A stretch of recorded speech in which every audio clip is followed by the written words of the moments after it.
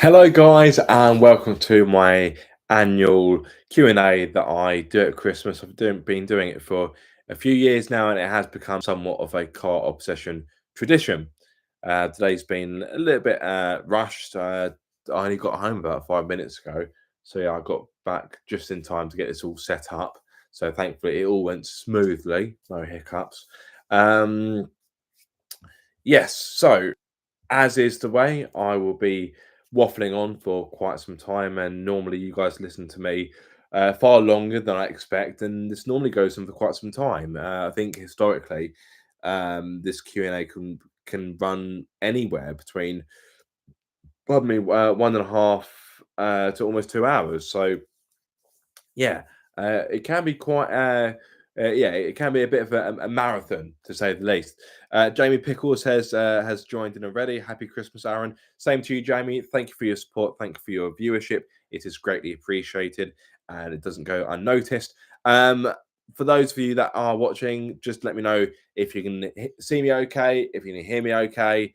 Yeah, just give me a some kind of acknowledgement that that the audio is clear and that the image is clear as well. The image isn't the greatest. It's the inbuilt webcam on my MacBook Pro, and yeah, it's not quite as dim in here as the camera would make it out to be. But yeah, from what I can see on my display at least, the image quality is okay. It's good enough for the purposes of a live Q&A.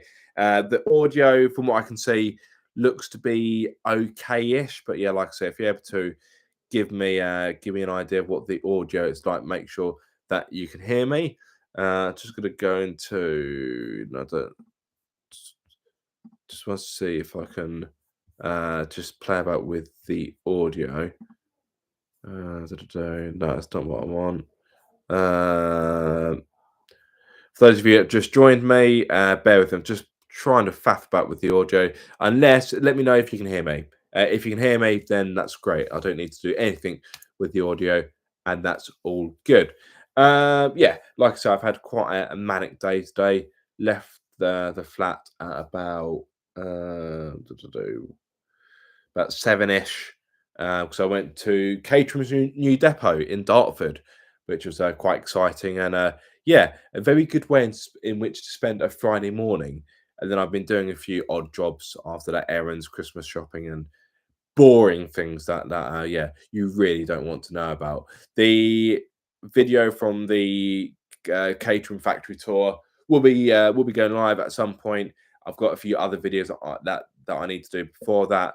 The catering video won't. I don't anticipate it being particularly long. Pocket Rockets has joined in. You can hear and see me fine. Fantastic. Yeah, the I didn't film that much of the factory tour because I was trying to soak it all in.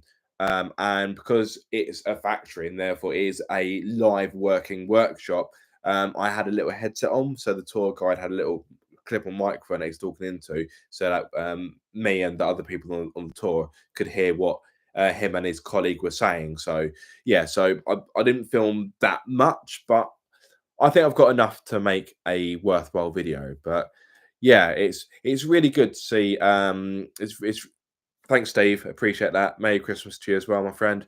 Yeah, it's really great to see Caterham are thriving in this day and age, because you think a car manufacturer like that, granted they are low volume, you think that, well, how much longer can they keep going until legislation or various government rules will just completely quash their operation? But here we are, 2024, and they're still going. And Caterham is growing as a brand, which is really exciting, actually, for me in particular, because yeah, got a lot of love for Caterham. Yeah, so you'll hear a few more facts in the video, but long short of it, Caterham year by year, on average, worldwide, they produce somewhere between 500 and 550 cars. They've got their new depot in Dartford, which allows them to upscale their operation and the production. And the aim is that they'll be producing around 750 cars a year. And the factory they've got, the lease is for 10 years, and it's sole purpose is to make the 7. So don't think that they're going to start going off on a tangent and making hybrid variants or electric variants or focusing on the Project V or whatever the electric Caterham is, which I should know how, but don't. But no, the factory is there purely to make 7s, and I think that is fantastic news for petrol heads because it means that these pure, unadulterated driving machines will continue to be seen on UK roads for at least another decade, which I think is, yeah, like I say, fantastic news. There will be some challenges. For example, Ford have stopped making the 2-litre Duratec engine, which was used in Duratec engines is used in quite a lot of the Caterhams. It's used in I believe it's the 360, 420, and the 620. Obviously, the 620 is supercharged. Ford have stopped making that engine. Therefore, Caterham have had to buy in bulk. They said about 2,000 engines, which sounds like a lot, but if you imagine the amount of Caterham models that use that engine, they estimate it's going to be about 2 years worth of supply there or thereabouts.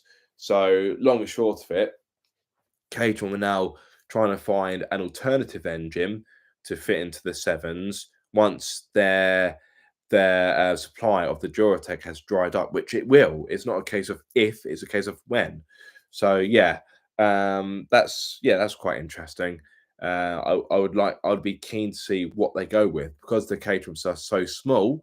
You have to be very cautious and careful with your engine selection. And Darren, one of the guys who took us around the tour, he said that a lot of modern day engines are simply too tall to fit into a Caterham.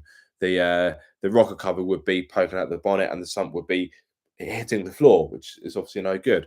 So yeah, it'd be interesting. I'm really intrigued to see what Caterham come up with in regard to a replacement engine for the Duratec. But anyway, I could talk about Caterham for quite a long time. So, guys, as always, please fire any questions you have, and I will answer them and go off on my usual tangents and waffle on as I do. So, yeah, if you have any questions, let me know. Oh, no, it's bedtime now, sweetie. Got Amber, my daughter. Hello, Amber. Move that. Why did I move the table? So I could do my Q&A. That? Oh, we got a new cushion. Do you like it? It's got a gingerbread man on it. Sorry, gingerbread people. Politically correct. Is that funny? That's a gingerbread man. That's a gingerbread man. Who's that? Santa. Santa. As a gingerbread man. Yeah. Are you doing some work? Am I doing some work? Kind of. Is it? Can I be on TV? No, you're going to be going to bed, sweetie. Say goodbye to Daddy and his friends. Bye. And wave to the camera. Right, can I have a big hug, sweetie? Amber. Yeah, very good. Whose birthday is it tomorrow? Is it your birthday tomorrow? Is it? How old are you going to be, Amber? 4. 4. That's right, sweetie. But you have Daddy, to... But you have to get a really good sleep. You have to get a really good sleep, sweetie. Otherwise, we can't have fun tomorrow. Okay. Wave Yeah. goodbye to Daddy's friends. Bye. Say night night. Night night. Say Yeah. Merry Christmas. Night night, sweetie. Bless her. Sleep well, Amber. Thank you, Jamie. Yeah, it's as much as it will not be forced, I would like Amber to get into cars, but if she decides it's not for her, then fair enough. So far, she has taken, I'd say, a keen interest to cars, and she can name one or two, which is really cool. So who knows? We could have another petrol head waiting in the wings. But yeah, if she grows up and she's not into cars, then so be it. But hopefully, fingers crossed, she'll have a gentle push, no more, a gentle push. But yes, anyway, questions, guys, please pass them through whilst I have a sip of my beer.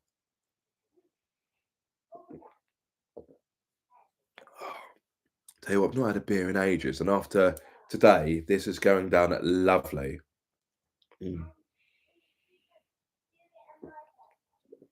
Oh, that's really nice. I've been so busy, and that is really hitting the spot. Favorite car of 2024. Ooh. Well, I haven't actually driven that many cars this year, and that may come as a shock to you. But yeah, getting access to new cars nowadays is becoming increasingly difficult. And as I've said in the past on like Q&As or social media or so forth, there's not that many new cars that interest me, and the ones that do interest me, I just can't get my hands on. But anyway, tangent already. Favorite car of 2024. I really enjoyed the Lotus Emira V6. I thought that was amazing. I can't believe I'm saying it because it's an EV, but it definitely deserves to mention. The Hyundai Ioniq 5N, that was sensational.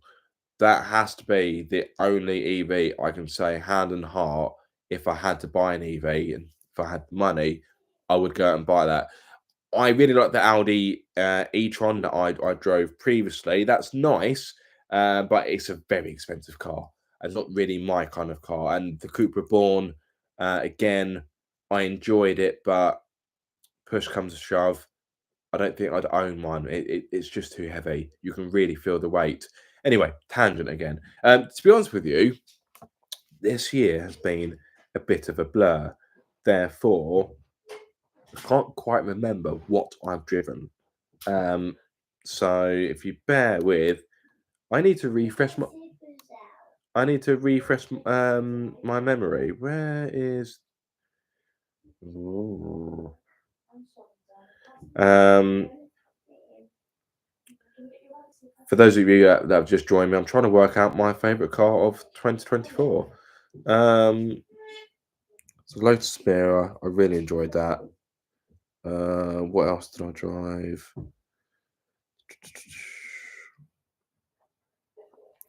Oh, it's difficult. I didn't actually drive that many cars this year, which is a bit of a shock.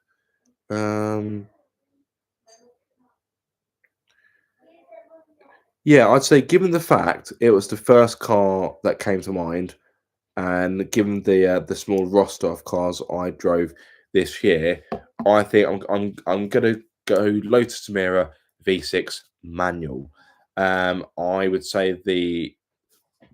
I'd say the Hyundai Ioniq 5N does get an honourable mention, but yes, I'd say the Emira would be the one I'd go for. And believe it or not, if through all the years of doing Car Obsession, the Emira was the first ever Lotus I've driven. It's one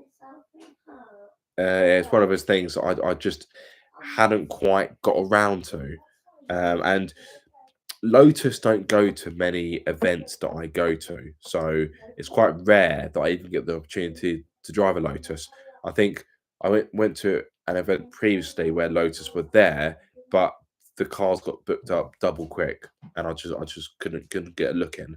But yeah, Lotus Emira V6. I think that's a strong, solid choice, and arguably the last true Lotus you will see, because the brand is moving towards EVs and SUVs, and as a brand, it isn't what it used to be. But well, Ruby's behind me. I didn't even see that.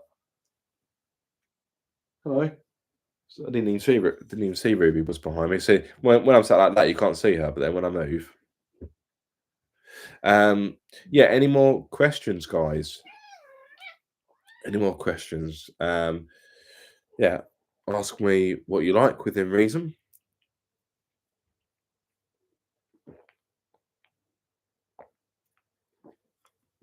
Your dream car to drive in 2025? That's a good question from Mrs. Car Obsession. Actually, no, let me make this harder. Not that you have a dream electric car, but your dream sports car, Mm-hmm. your dream supercar, Well, things I. And you need to pick one kind of SUV and one electric car that you'd like to drive. I mean, you're giving me lots of variables here. No, one of each. One of each. That's what I mean. Yeah, you asked me to choose four separate cars. Okay, so your overall dream car to drive in 2025. I mean, are you talking about something that I can actually get my hands on? Something new. So it could be from 2024 on, like, or something that's newly been announced, or. It's interesting. I'm going to make a cup of tea while you think about that. The thing is, I don't really follow new cars that much because a lot of them bore me. I really want to drive the BMW M2. That that is one car that I would like to get my hands on. And annoyingly, when I went to SMMT in May, BMW were there, but they didn't have the M2 there, which I thought was bonkers. Yeah, it's What about the new Jaguar concept? I don't want to go anywhere near the new Jaguar concept unless I have some petrol and some matches. Yeah. Your funniest / memorable moment on those two car guys or with me? I mean, this year it has to be when you almost sent it sideways into a barrier at the Nürburgring on Cannon Hard. I'm guessing me means Chris. Yeah, that was an interesting one, wasn't it, Chris? Yeah. So for context, in case you haven't seen any of my Nürburgring content, firstly, where have you been? And secondly, so we arrived on a Friday. We went. Pocket Rockets left the chat. We arrived Friday, and I was going to take Monique to the ring Friday evening, but her front brakes have been screeching terribly as we got into Germany, and I was afraid that the front brakes were low. Therefore, I thought, well, there's no point risking it. I'd rather give Monique a good proper check over before I start hitting the Nordschleifer. But Chris went out in his Fiesta ST, otherwise known as Gingy, because it's gingery orange. It's the molten orange, which, yes, I know in certain lights it does appear to be red and does get confused for what's the Ford red? Race red? I'm not mistaken. Chris will correct me. But yeah, anyway, so I was a passenger. He was going around. I was trying to learn the track. It was a poor attempt at me learning it. And then it was quite greasy. And there's certain corners that if you take the inside line, if it's damp, it's like sheet ice. Yes, it is race red. And so with Cannon Hard, it's one of the corners that if it's wet, you should never take the inside line. You should always take a wide line. And I've seen some people argue that even when it's dry, the wide line can be a bit better, but let's not get bogged down in that.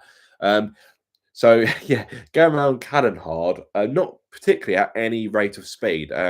Chris was actually being quite what's the word? Conservative. That's the word I'm looking for. He was being quite conservative, and then before we know it, the back is completely stepped out. It's almost as if the rear has just gone over ice, and before we know it, the rear was trying to overtake the front, and yeah, it made for a few interesting moments.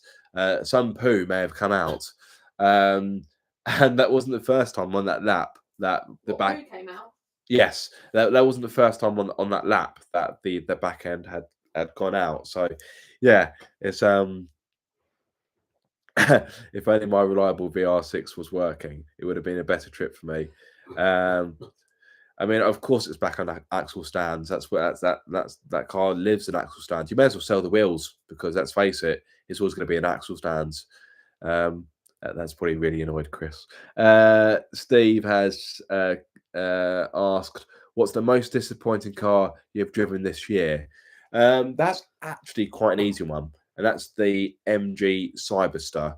Really stupid name. It's just someone in marketing or marketing team must have thought, yeah, it sounds fresh, it sounds futuristic. No, it doesn't. It sounds like my almost 4-year-old daughter named it. It's awful. Insult Amber. She's a picked a better name. Yeah, the MG Cyberster was disappointing because don't get me wrong, it is blisteringly quick in a straight line, like properly quick to the point that it's difficult for your brain to compute. And when you're sat in the passenger seat and the driver does a launch, it actually makes your insides, it makes your organs feel funny. When Chris, because Chris was with me at the time, the first and second time Chris launched it, my chest went tight. It was a really strange feeling, a little bit unpleasant, if I'm going to be honest with you. And it was very fast in a straight line, but the rest of it was just a letdown. The thing is far too heavy for starters, and you really feel that way when you start going through the corners. It's a two-seater roadster. It should handle like an MX-5, but of course, because of the sheer weight of the damn thing, I think if you go for the dual motor version, I think it's 1900 kilos, which is simply balmy. I'm sorry, but for a two-seater roadster to weigh virtually twice what a Mark 1 Mazda MX-5 does, it's just, yeah. And because it's so heavy, it just kills the fun. There's no agility, there's no kind of front end dartiness. It doesn't really cut into corners. It's dead. It's a big heavy lump. Fast in a straight line. It almost feels like, bear with me on this one, like a muscle car. And what I mean by that is it's kind of point and squirt, it's just in a straight line, but it can't really do much else. It can't really do the corners. Yeah, and it's 60K. I mean, that's a lot of money. I wasn't quite sure what to expect when I drove the Cyberster, but I was disappointed.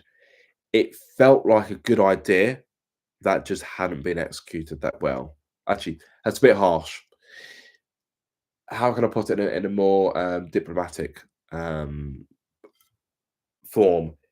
It's a good idea that isn't quite there yet.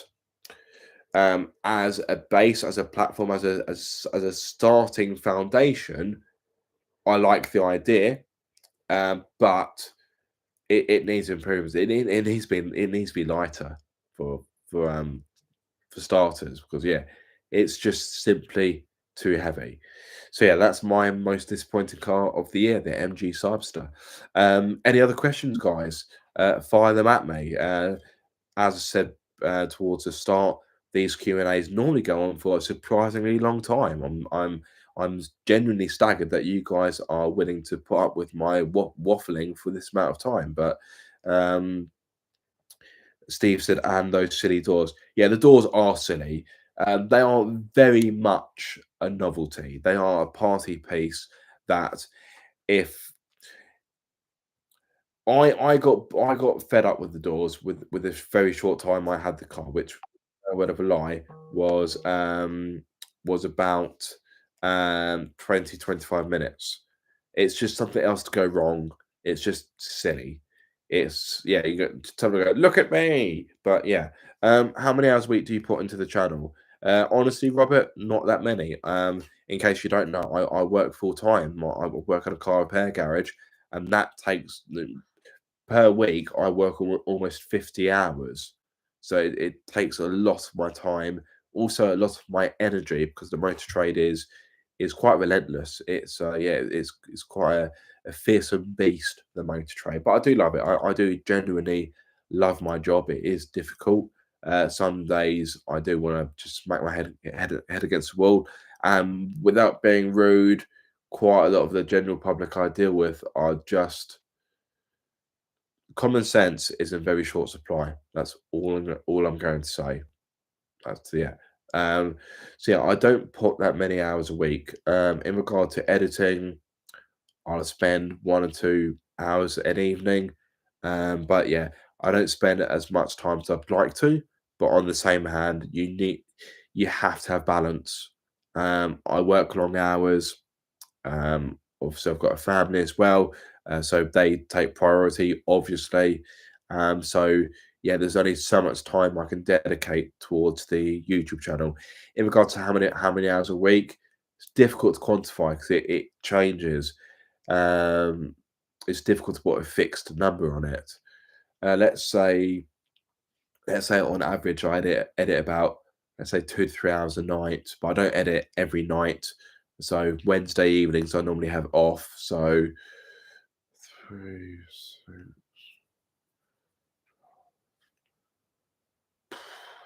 I reckon over the course of a week, I was going to say between 12 and 15 hours a week, but that sounds like too much. So probably not that much. I'd say maybe between 10 and 12. I think that's the best estimate I can give you because, like I say, it varies. There was one week where I didn't do any editing because I'd caught up for once and I was ahead, which rarely happens. So yeah, there's one week I did no editing and it was quite nice to have a break. Was the new MG3 tested recently up there with the rest of the smaller cars? It's funny because I've just completely slated the MG Cyberster, but I did quite like the MG3 Hybrid Plus. I think it's very well priced. Um, I like the interior. Still not sold on the exterior, but I would argue it's slightly better looking than the Suzuki Swift, which I also drove this year. Yeah, the interior is a really nice place to be, which is kind of quite a generic cliche thing for a YouTube to say. It's a nice place to be. Quite unimaginative thing to say, but it really is. It's contemporary. It feels more up to date than the Suzuki. The Suzuki doesn't feel old fashioned, but it feels like it would probably be dated in 5 years' time. Whereas I think the MG3 would still look somewhat fresh in its design. So yeah, I enjoyed the MG3 Hybrid Plus. Good power, although I didn't really use much of the car's power because, as you probably know, I was doing an economy run with the car. But yeah, I definitely enjoyed it more than I did the Suzuki Swift. The Swift is a good, solid car. It's a good, honest car. But the MG3 Hybrid, it was just nicer to live with. What are your plans for the channel in 2025? It's a good question, and I've been asking myself the same thing over the last few days. I really don't know, Steve, because it's so difficult. Because if you look at my channel this year compared to, let's say, well, I can't count 2020. I can't count 2020 because that was COVID. But I'd say if you compare my channel now this year compared to 2019, you will see that the amount of new cars I review has dropped significantly. And I've spoken about this before, so I'll try not to stomp over old ground too much. But there's a few reasons for this. Firstly, as I said earlier, there's not that many new cars that interest me. Cars for me are becoming a bit samey, particularly when you enter the world of EVs. As Clarkson kind of touched upon in the last Grand Tour, is that all EVs pretty much drive the same. That they're quite hard to review because once you've driven one EV, they all have a similar experience: instantaneous torque, quieter, blah blah blah. And getting access to new cars is just becoming more and more difficult. And it feels like, if I'm going to be honest, it feels like press offices are trying to make you jump through more hoops in order to get a car. So yeah, there won't be that many new car reviews arriving next year, unless anything drastic changes, which I think is very unlikely. And it's difficult because, having looked back at this year from an analytic point of view, I've just seen your question, Christopher Loft. I will come back to that. You're going to regret asking that because I don't know why. It seems like a theme that on these live Q&As, or the last few, I spent a lot of my time talking about EVs. So I will come back to that question. I'm I will try and give you a short answer because I don't want to talk about EVs too much because I always end up talking about EVs a lot on my Q&As. Not planned. It's just it happens organically. Yeah. Anyway, 2025. So yeah, there won't be lots of new cars to review. I'd like to film more owners' cars, but sometimes trying to get an owner to commit to a video shoot, it's like herding cats. Actually, no, it isn't. It's like herding feral cats. It can be very tricky, and some people do say yes, but conversely, you'll get people that are really up for it, and then when it's crunch time, when it's all about setting a date and time and location, they just fizzle out. And I've had some people that will just stop responding to my messages and just completely ghost me. What I find weird about that is I had a guy with a Mark III Land Cupra message me kind of around this time last year. And he approached me. So it's not as if I was hassling him for a shoot. He approached me to film his car. And long and short of it, a few days beforehand, I didn't hear from him. I chased him up just to make sure it's still happening, and he stopped responding to me. Just like that, just nothing.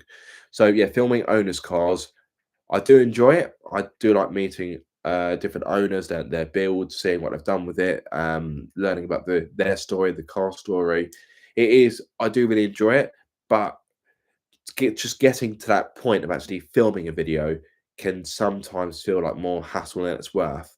So I don't want to lean too heavily on owners' cars because I think I would lose my sanity. So this is where things become somewhat precarious because new car reviews are kind of out of the question. Owners' cars, they're not out of the question, but I don't want that to be the main. I don't want it to be the main source of content because I don't think it's a particularly viable or sustainable one. Not unless you're someone like officially gassed or living like fast. Of course, that is their core content. Whereas for me, it isn't, and it never has been. So you then move on to filming with my own cars, which historically hasn't done that well. I've never bought cars for content. Actually, let me slightly amend that comment. I've never bought personal cars for content. So I bought Monique because I wanted an MX-5, and let's face it, MX-5s have been done to death on YouTube. So yeah, buying an MX-5 as a project car for YouTube in the hope of getting views in this day and age, I think, is not a good plan in my honest opinion. And again, Leo, my Saturn Cupra, I bought that car because for me it ticked what I was looking for. So that definitely wasn't a car bought for content because it's quite a niche car, even though fundamentally underneath it is a Volkswagen Golf GTI. They just don't have much of a following. So the Land Cupra is probably the only car I've bought with my head, not my heart, which is weird. So yeah, filming my own cars as much as that will feature on the channel, it won't be a main source of trying to get views because I know that it just won't. I'd like to do a few more road trips, but the problem is a lot of what I want to do with the channel involves money, and the channel is very much operated on a shoestring budget. So I have to be very careful with what I plan. For example, the Nürburgring trip in September, that was not a cheap trip. Granted, I could have spent less money, but it's the first time I went out there and I wanted to enjoy it. So I didn't want to scrimp too much on money.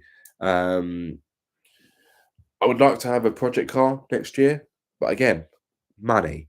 And sadly, virtually all the money I got from selling Bella, my Fiat Seicento, that pretty much the lion's share of that went towards a Nürburgring trip, which is just as well because Bella sold the night before I went to Germany. If Bella hadn't have sold, yeah, I would have been in a tricky situation. I still would have gone, but yeah, it wouldn't have been as much fun. So I would have been counting the pennies, well, counting the cents, euros, obviously.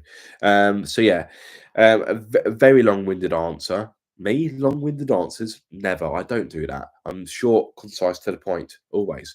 Yeah, the plans for 2025, I don't quite know, Steve. I really don't. I'd like to do more stuff with Chris for those two car guys. So if there's anything you'd like to see on, so in case you don't know, me and Chris, we have a joint channel, which granted it is on life support. It's called Those Two Car Guys. Pretty self-explanatory. Yeah, so if there's anything you'd like us to see doing that, let me know. Have you ever thought about doing a salvage car? Oh, I would like to, but there's a few barriers with that. It's time. Those kind of builds, well, those kind of restorations, they take time. And what if I bought one and it just rocked up outside the front door one day? well, if you're able to explain to Amber why she hasn't seen me for 6 months, then yeah. Amber will come and help you out. She's quite good with the tool Um, spanners. But yeah, salvage car, I would like to do that, but it's just having the time and also the space to store it because I live on a cul-de-sac. I don't have anywhere to store the car, and inevitably it's going to be in bits and on axle stands most of the time. So there's that as well. I'd like to do that, but it's time, money, space. Not necessarily in the order, but it's those factors. Anyway, I don't want to disregard Christopher's question about EVs. It's interesting actually because EVs they did come up in discussion when I was at Caterham today. So in case you guys missed it, I went to Caterham Cars, their new depot in Dartford, and one of the guys who was showing us around, he owns a Tesla, and despite owning a Tesla, he himself said EV cars are not the future, and I agree with him. As I've said many times, I think EV cars are a stopgap until something better or something more permanent is found. Now, I'm not an expert on such matters. I'm merely a layman with an opinion. Those sometimes are those the most dangerous kind of people. But I don't think EV cars are the answer. I personally think synthetic fuel is the way to go. And granted, it's not commercially available at the moment. And from what I've read, you can't believe everything you read, but from what I've read, the energy to produce it is far far less efficient compared to manufacturing an EV, but it's still somewhat the early-ish stages of synthetic fuels. I think when manufacturers find a better way of producing it and make it more efficient, and that in turn will bring the cost down to the end consumer. I think that's the way to go. Because the thing is, I was talking about this the other day. I can't remember. But I think I was talking to one of my customers at work.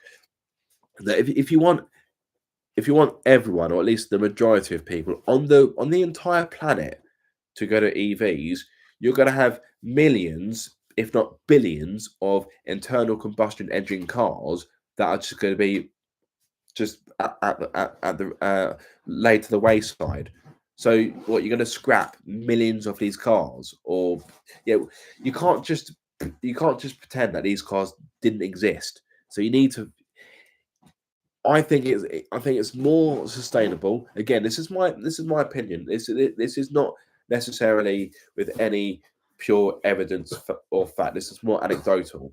I think it's more beneficial to simply keep the existing millions, billions of cars that are already on the road running with a cleaner fuel, i.e., synthetic fuel, as opposed to putting them all in the bin and putting everyone into an EV. Now, I know to say putting them all in the bin is a very dramatic statement. I'm not saying that they'll just all get taken off the road like that. It's not possible. But yeah, I don't think EVs are the future. I respect them. I think they have their place in the motoring world, but I don't think they will be the be all and end all of future motoring. And this is interesting because I think some manufacturers will do a bit of a U-turn. I've read rumours that Porsche are thinking about putting an engine in the Taycan. Now, if that doesn't speak volumes, I don't know what does. A Taycan, an all-electric car, which, let's face it, has not done well for Porsche. I've seen various stories of dealerships slashing the prices, and the same goes for the Audi e-tron, which of course is essentially the same car, same platform. Early in the year, I think it's towards the start of this year, I saw an e-tron that I think the dealer had taken 45 grand off of it, and that's mental. So yeah, so I don't want to cover EVs that much more at this stage of the Q&A. No, they're not the future, in my humble opinion.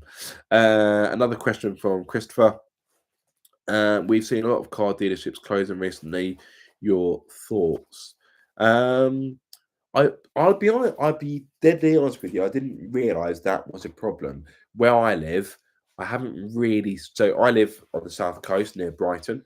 I haven't really seen any dealerships close down. I've seen some of them change. For example, there's a Volkswagen dealership near me that, for whatever reason, has now become a Seat and Cupra dealership. A little bit to my surprise. I don't quite know the logic behind that, but yeah, I don't really have any thoughts on it because I didn't realise it was that much of an issue. But yeah, I think we've got to a point where I think more and more cars are being ordered online. So perhaps manufacturers just can't see the point in paying overheads for dealerships. I don't know. That is something I'm not willing to say too much on because I don't really know enough about it. Well, says the guy that will happily quite wade in on electric cars with not a great deal of research, but never mind.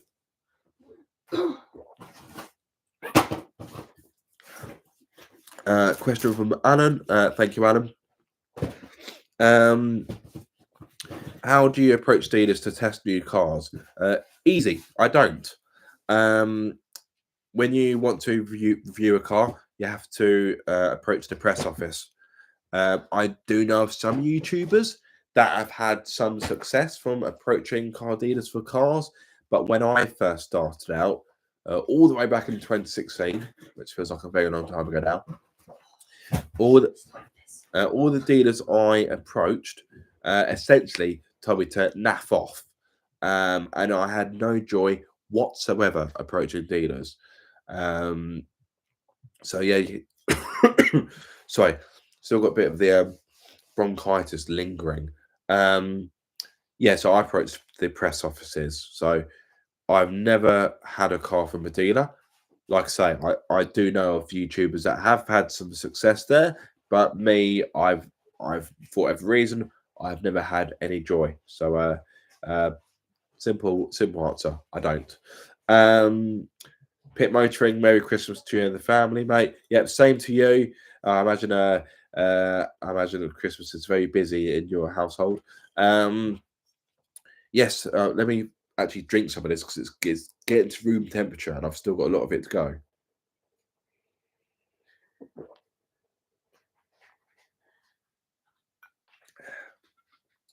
Any more questions? I was going to say ladies and gentlemen, but it's, for what I can see, just gentlemen. Excuse me. Yeah, Christmas is always mental in our house. Yeah, I don't envy you. One child is enough, let alone, from memory, you got 5 children, I think. 5? I don't know how you do it. I take my hat off to you.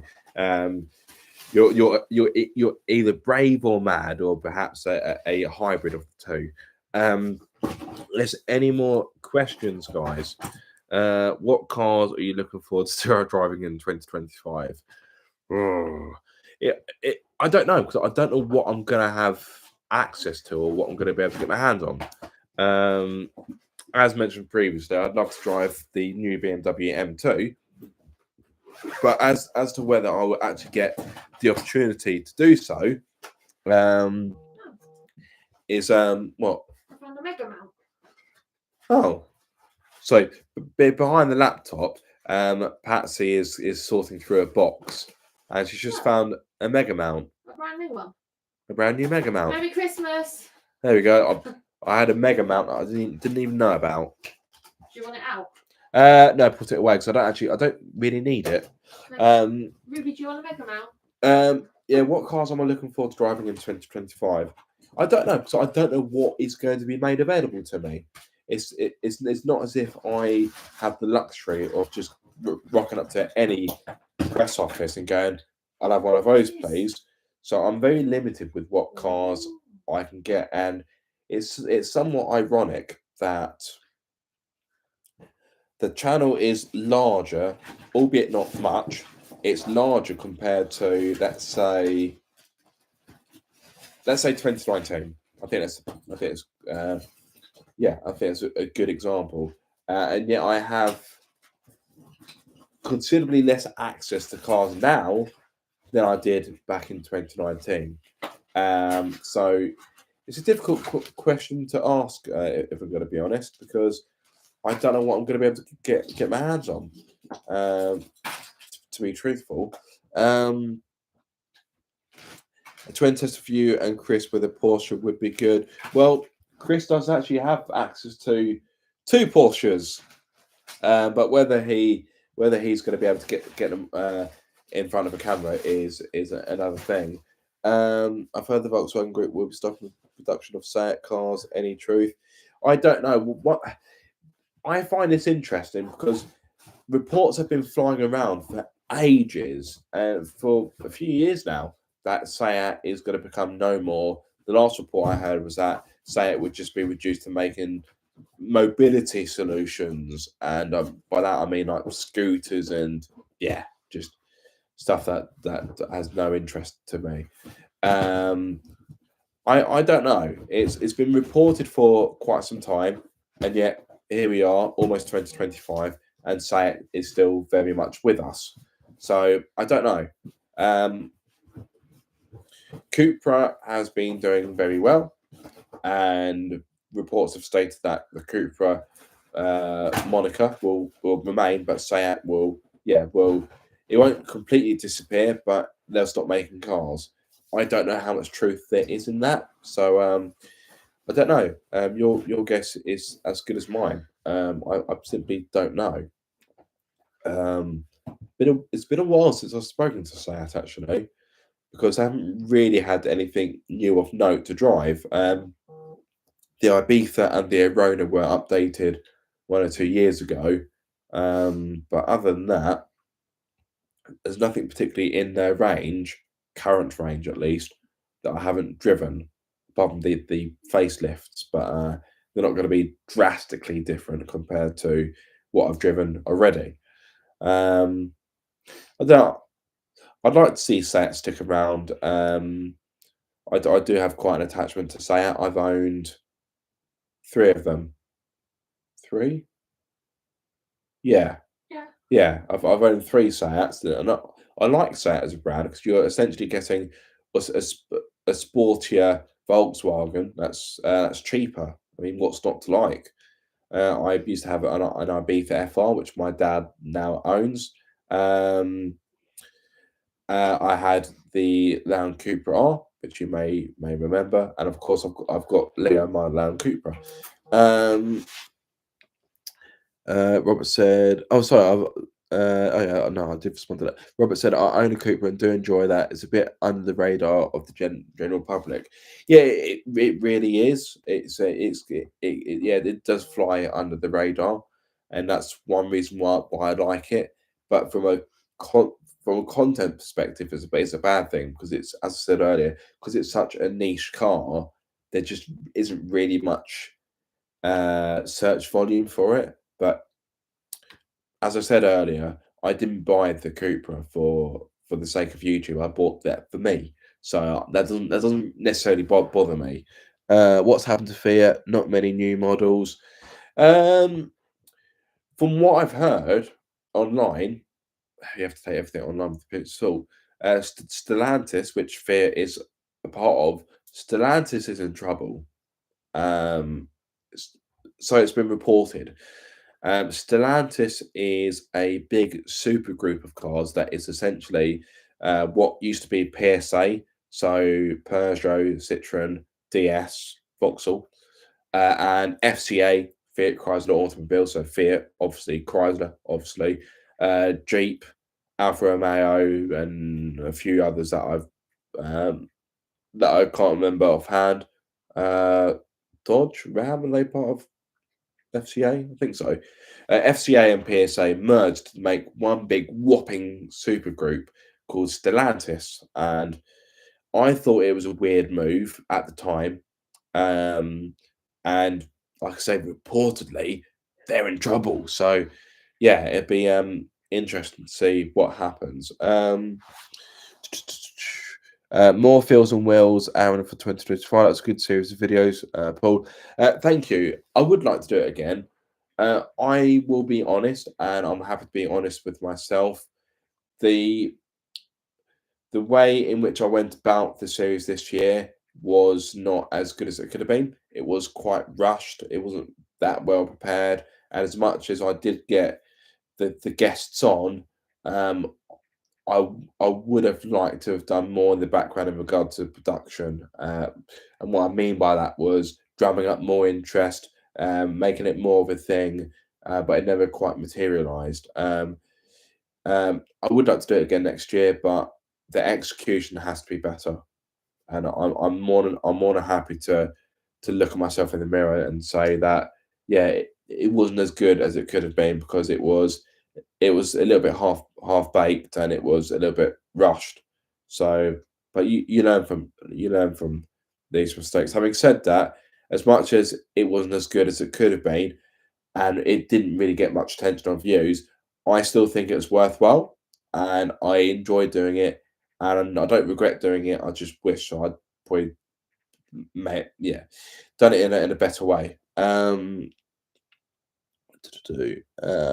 What kind of manufacturers do you think will merge or disappear in the future? Really difficult, really difficult because you never quite know what's going to happen in the car market. A lot of people are saying that Jaguar are going to disappear because of this new strategy. It's very bold, obviously. As much as I do think Jaguar have really shot themselves in the foot, I don't think Jaguar is going to disappear.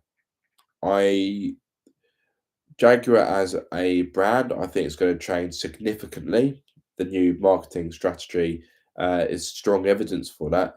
But I don't think Jaguar will disappear. Will it have the same? Will it be as desirable a brand as it has been historically?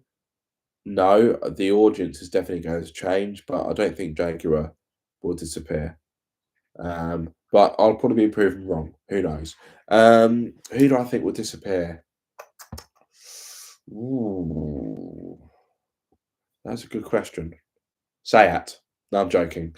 I was just making a little joke of what said previously. Redstone, Honda, and Nissan may be merging.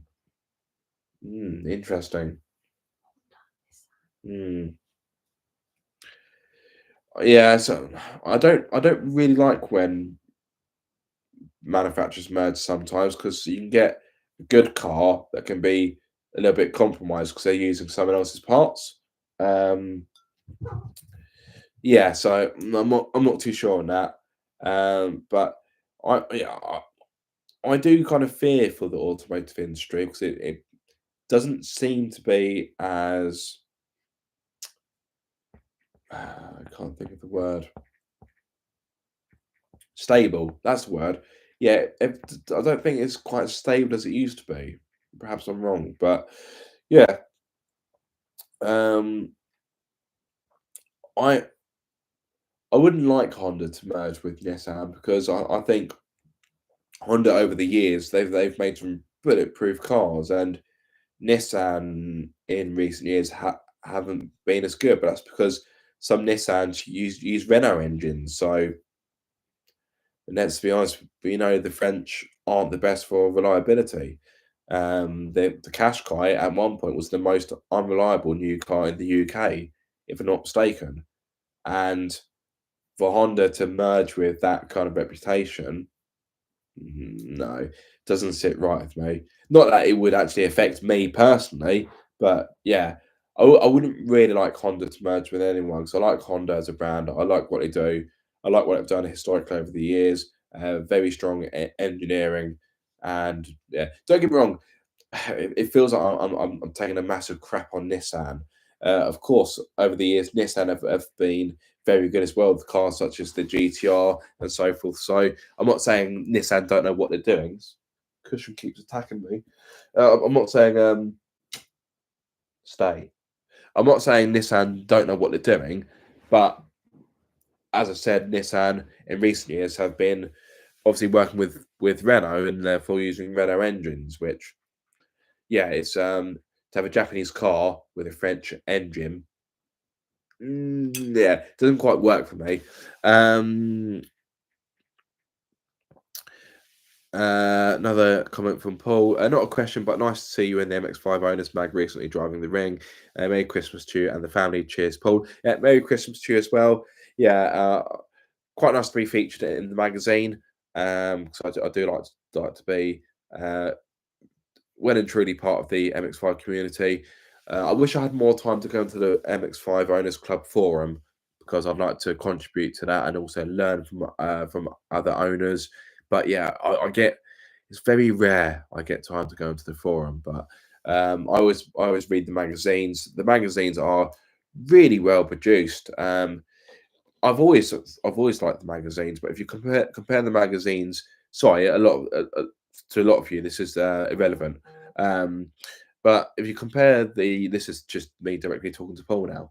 If you compare the latest magazines, the production, the finish, the design of them, compared to I joined the MX5 Owners Club quite late. I'd have to admit, I joined the Owners Club. Was it towards the end of 2018? No, it was later than that. It was 2019. Yeah. We've had the cats by then, I think. Yeah. So I think I joined the Owners Club in towards the end of 2019. So I was really late to joining it. One of those things like I'll get around to it, and it's like no, I have to join. And the magazines then they were still good, but if you look at the look of the magazines now, it's so much more slicker and modern. It's just it's a really nice polished product compared to let's say 5 years ago. So yeah, praise has to be put there. Not that anyone from the magazine's watching, but yeah, it's nice to be part of the magazine. I've had 3 articles published now. I did an article with my previous Mark II MX5, which had a welded diff. I was talking about what it's like to live with a welded diff. And I also wrote an article talking about whether or not it's sacrilege to modify a Mark I MX5, which a lot of people have done, including yours truly. But given the fact that, to be fair, there's probably not that many standard Mark I MX5s on the road. I could be wrong, but they all seem to have something on them, even if it's just something subtle, like like coilovers or different alloys. Yeah, there's not many standard Mark I MX5s. For what it's worth, if I bought Monique without any modifications, would I have left her stock? You know what, I might have done. Which may shock you. But given the fact that she had already even been tinkered about with when I bought her, I thought, well, the originality's already gone. Particularly as I know for a fact, at some point down the line, the offside front wing has been replaced, and you can tell it's a slightly different paint. I think the bonnet has been painted as well. So whether or not it's had some kind of prang at some point, I don't know. I suspect the reason I don't know why the bonnet's a slightly different colour, but I suspect the reason why the wing was replaced was most likely the old one just rusted out. So they do that. My Mark II MX5, the front wings and that were very rusty, particularly the offside front. So I think it's more corrosion as opposed to crash damage.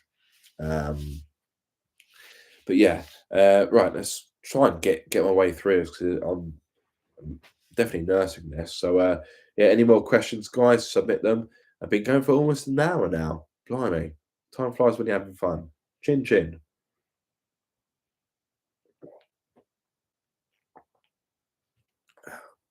It's definitely starting to get warm.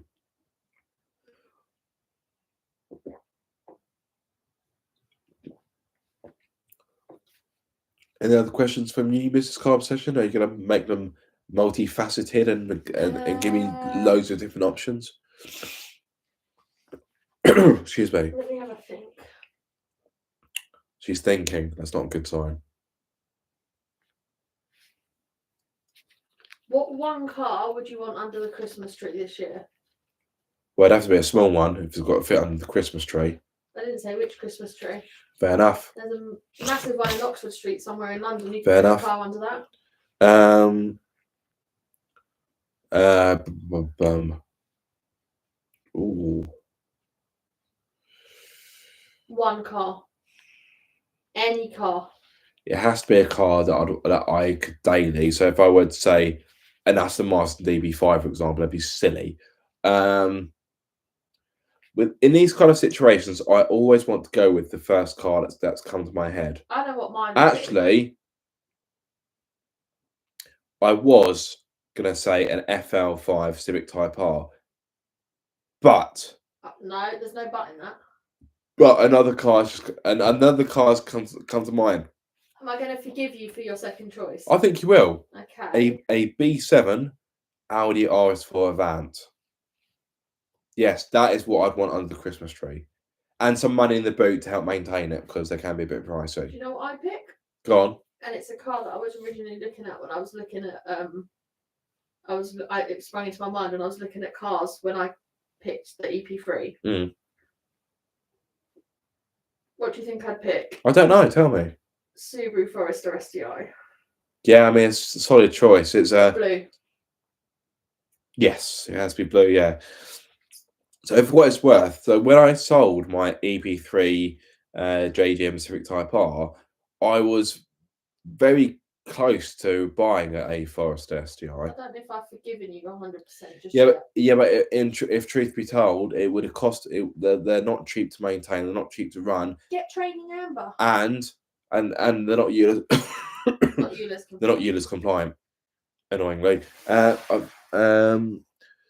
Does the MX-5 have the rotary engine? No, it does not. That would be the RX-7 or the RX-8 or any of the RX derivatives, and also the Cosmo that had a rotary engine, but none of the MX-5s do. I love an RX-8, but I wouldn't let you own one. No, it's interesting. I was talking to Phil, one of the mechanics at work, and if you go for the RX-7, it's got a different type of rotary engine in it, which is meant to be really reliable. But they then changed it for the RX-8, which is far less reliable. Couldn't you get an RX-8 and put an RX-7 rotary engine in it to make an RX-8 more reliable? I think you could, but the RX-7 engines are very expensive, whereas the RX-8 engines are cheap to buy because they're practically you need one every month. They're practically disposable items. They're almost like service items. It's almost like an oil filter. Oh no, hang on a minute. If you won the lottery, what's the first supercar you would go to test drive and purchase? McLaren P1. This will shock you. I'm not really into supercars. My interest in supercars has definitely diminished with age, and I also think that having a supercar in the UK is nigh on pointless. There's too many speed cameras, too many potholes, too many speed humps. So I've already said speed humps. No, I didn't. No, yeah, too many speed humps, and you just can't enjoy it. But for the sake of entertaining your question, I don't want to just not give you an answer just because I'm being awkward. What would I go out and buy? Well, what would I go and test drive?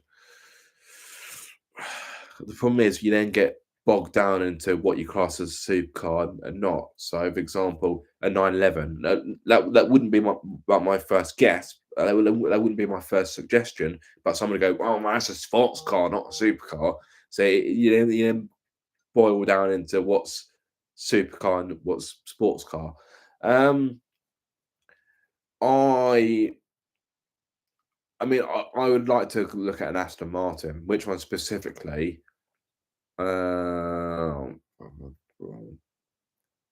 Maybe something like a DBS.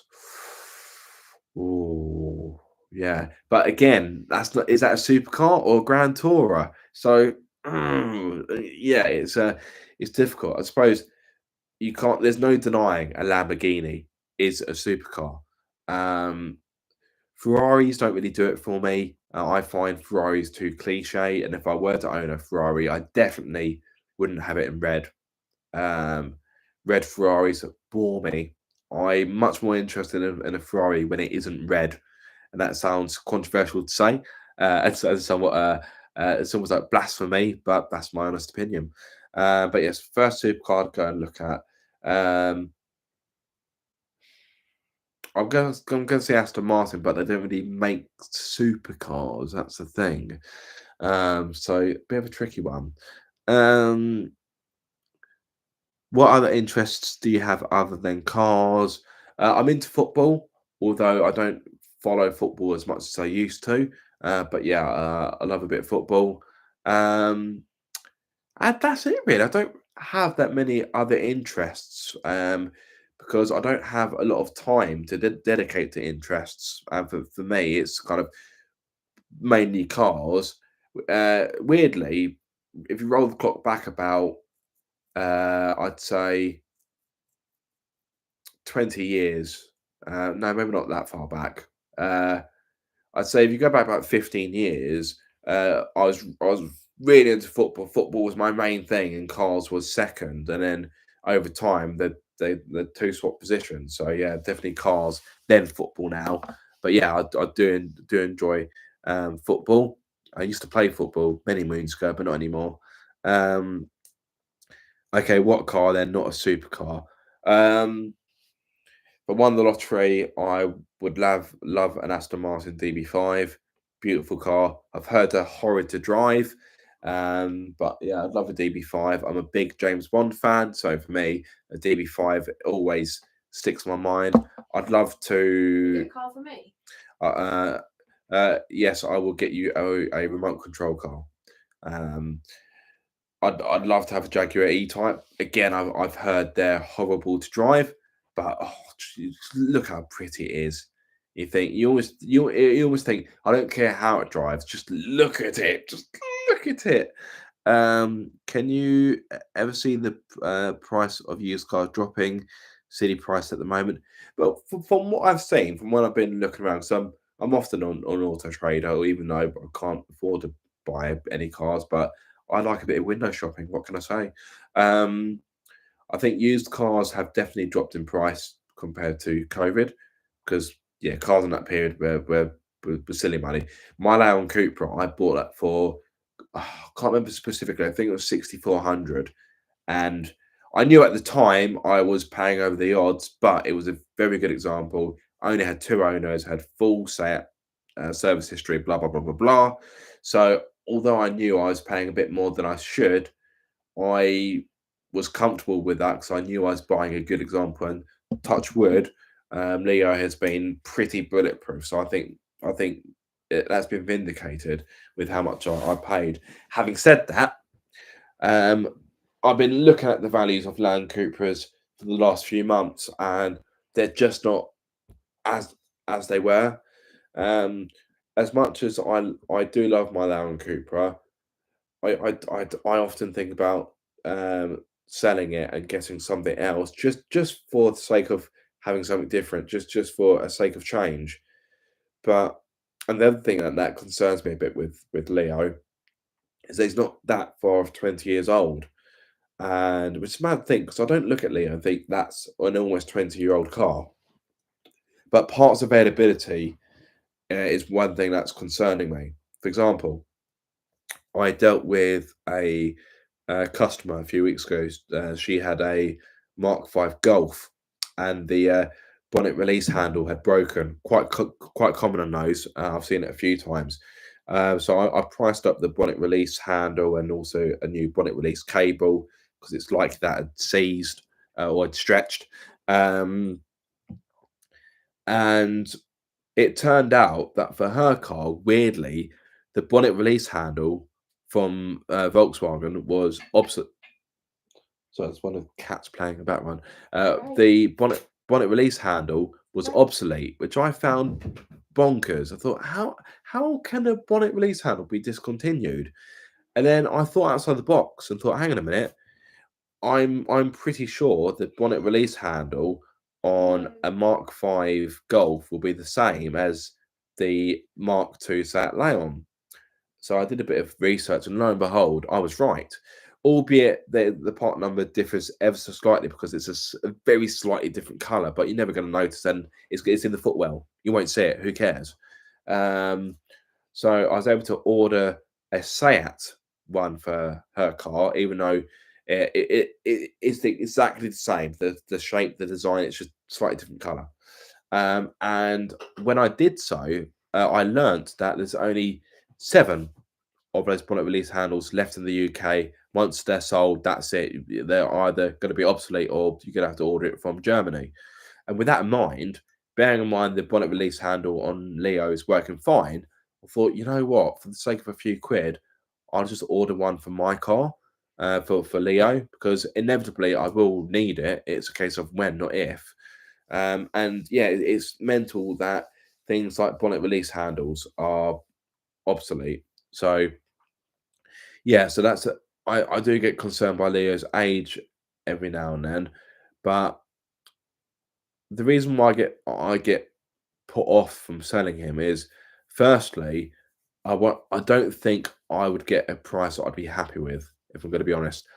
Secondly, I know it's going to happen. I'm going to sell Leo and end up buying a car that's going to be in and out the garage every other week, whereas Leo's been pretty good. So yeah. Anyway, another tangent. As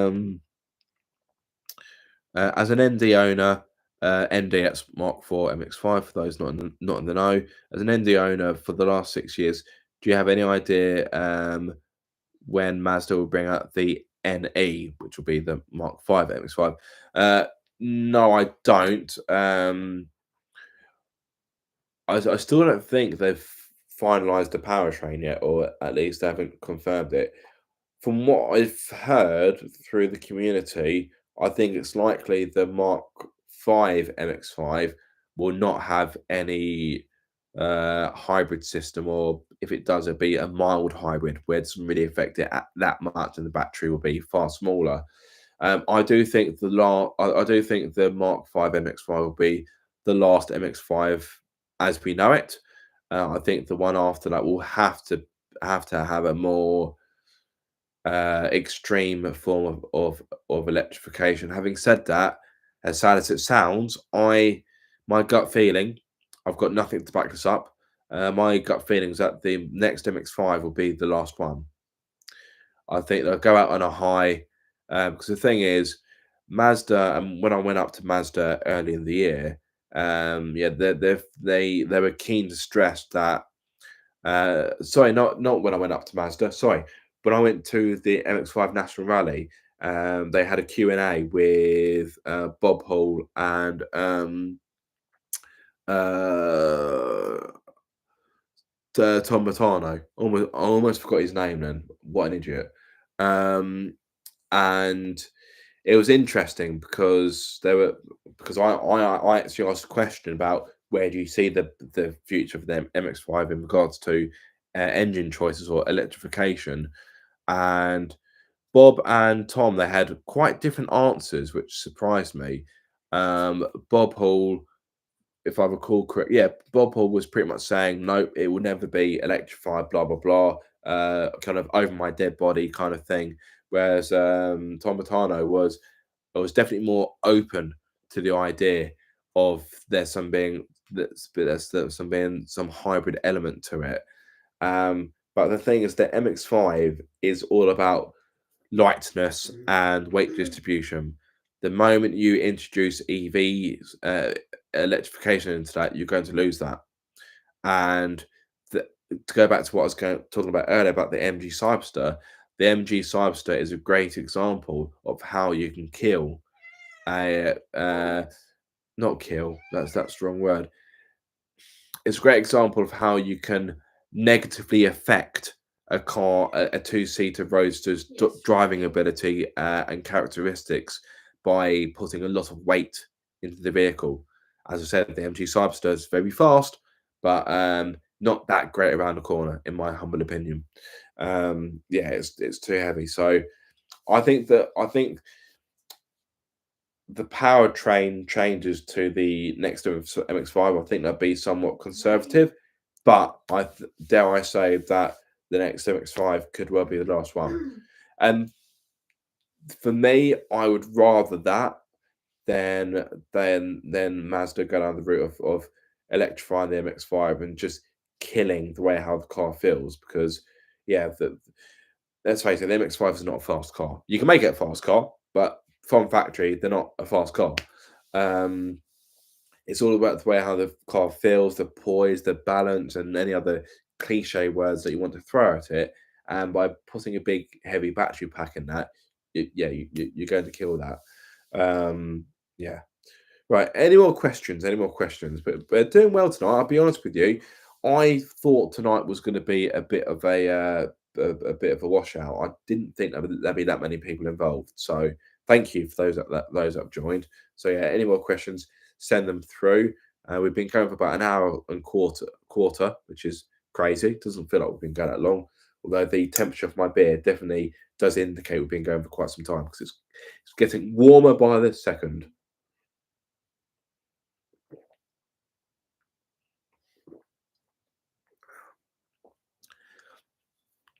Is hydrogen the future rather than EV?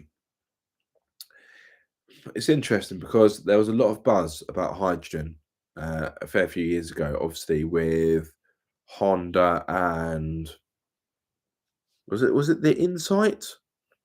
I may have got that wrong. I could have sworn it was for the Insight, but Honda made a car that ran on hydrogen.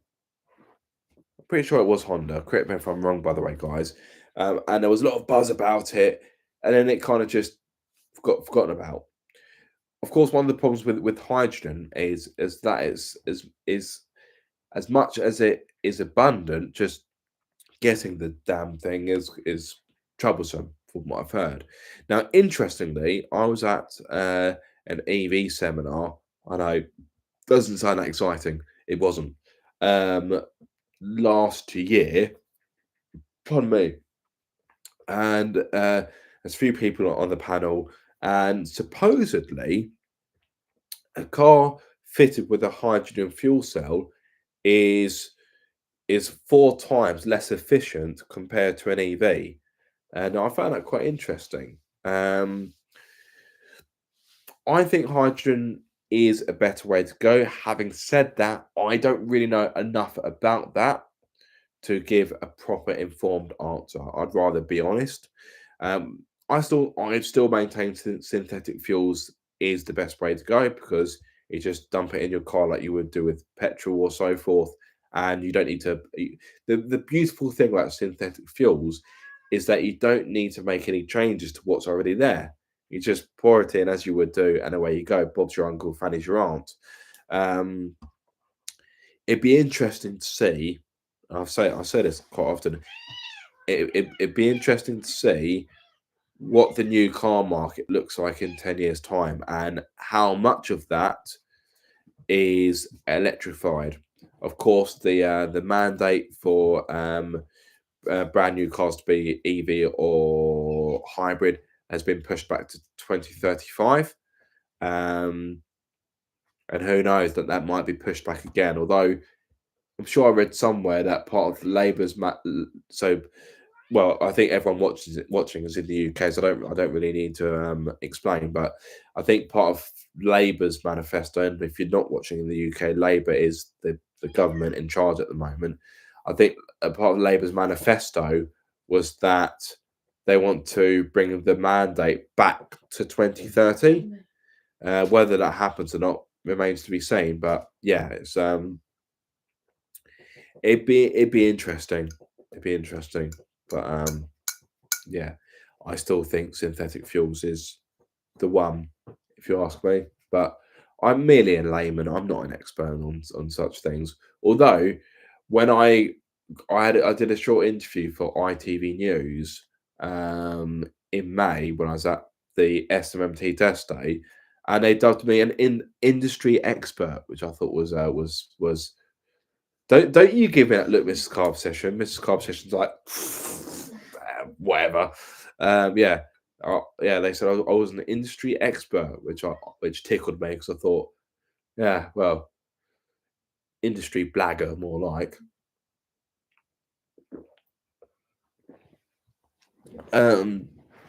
Any more questions? Any more questions? If you see a random fluffy thing, if you see that's a cat toy.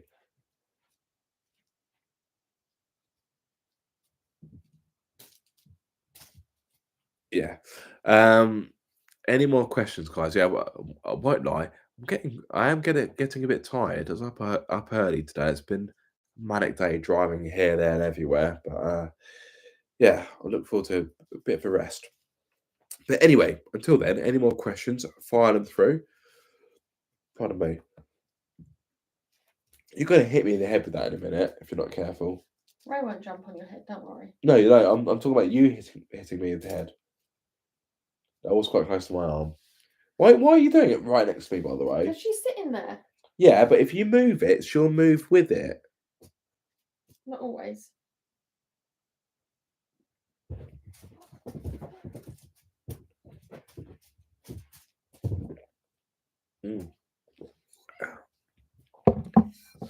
Any more questions, gentlemen?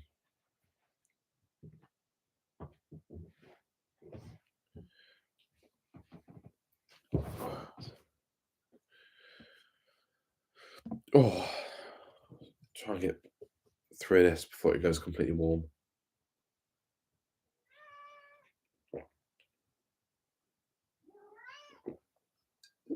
Yes. What? Any other questions from you?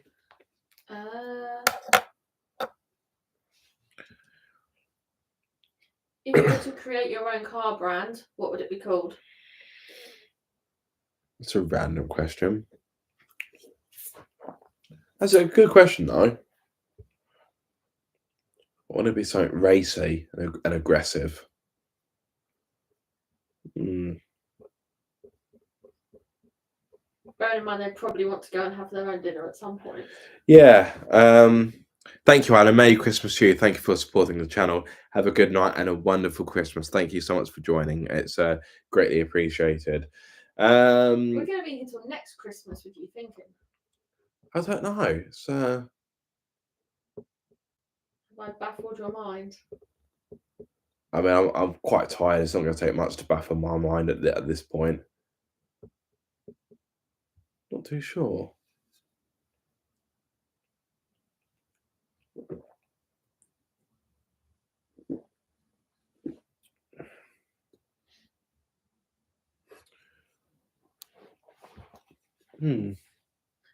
So you've properly stumped me there. Well, have a think, and then you can update it. Yeah.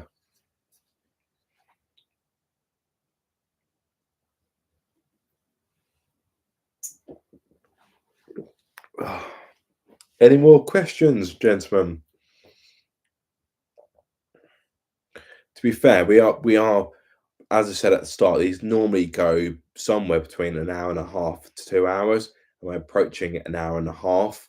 So it does feel like it's coming to a nice, natural, organic end. But there's been times in the past where I've said that, and then I get a flurry of questions, and it goes for another 20 minutes. So you never quite know with these. But I do really enjoy these Q&As because it's a great chance to get involved with you guys, get involved with the community.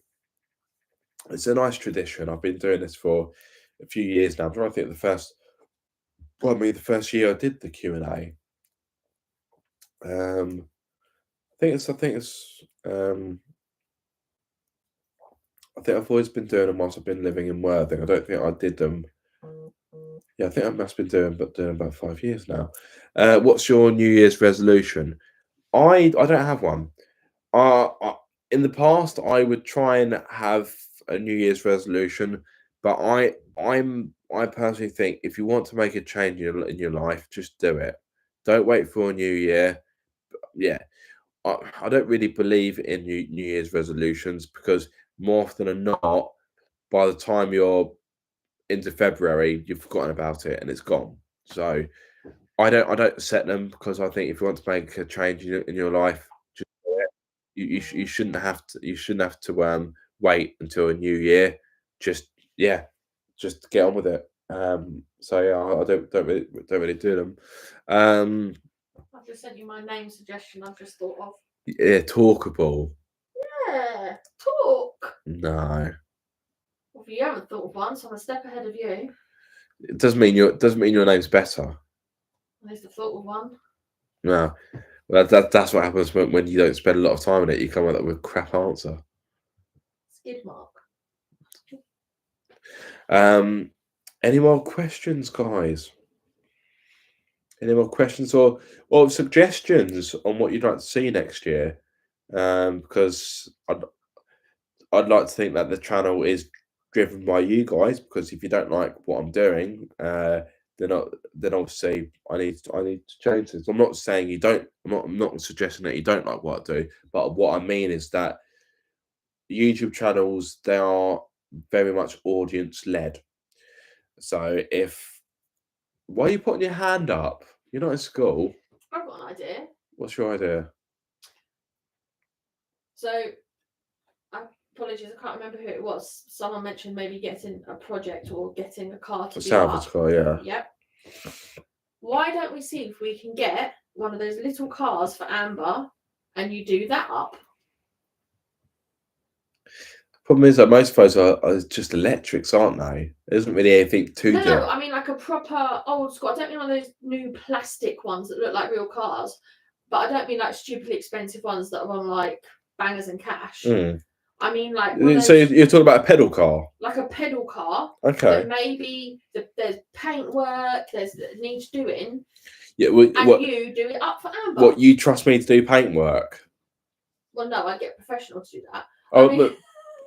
I mean, like, if there was something that needed, like, the wheels were loose or it needed a bit of TLC or something like that, get one of them and do it up for Amber. Yeah.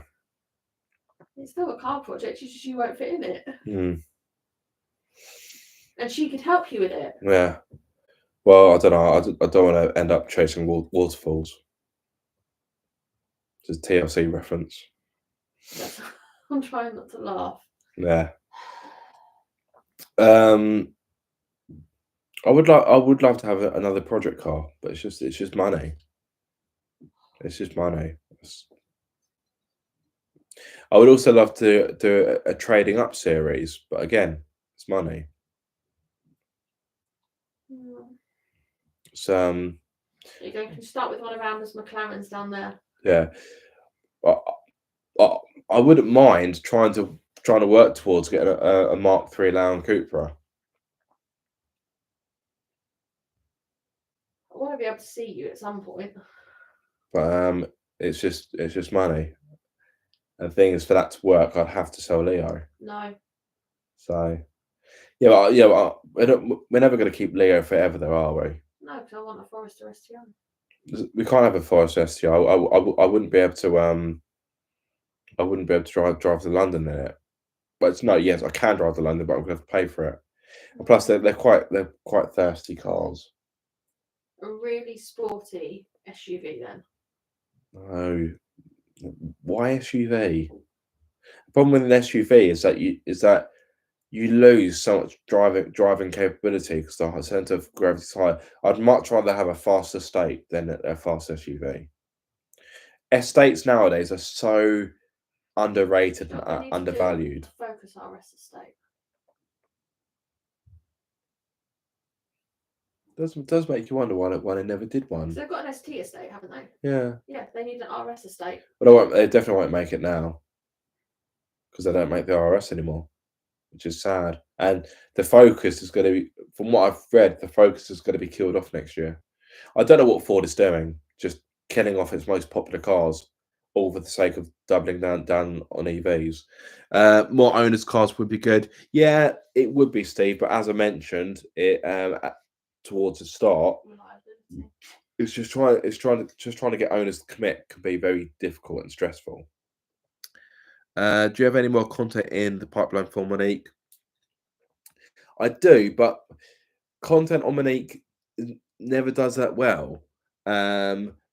I don't mind doing it because it's easy. Well, I say it's easy. It's easier because she's outside. It's quite easy to shoot with her because yeah, she's accessible at all times.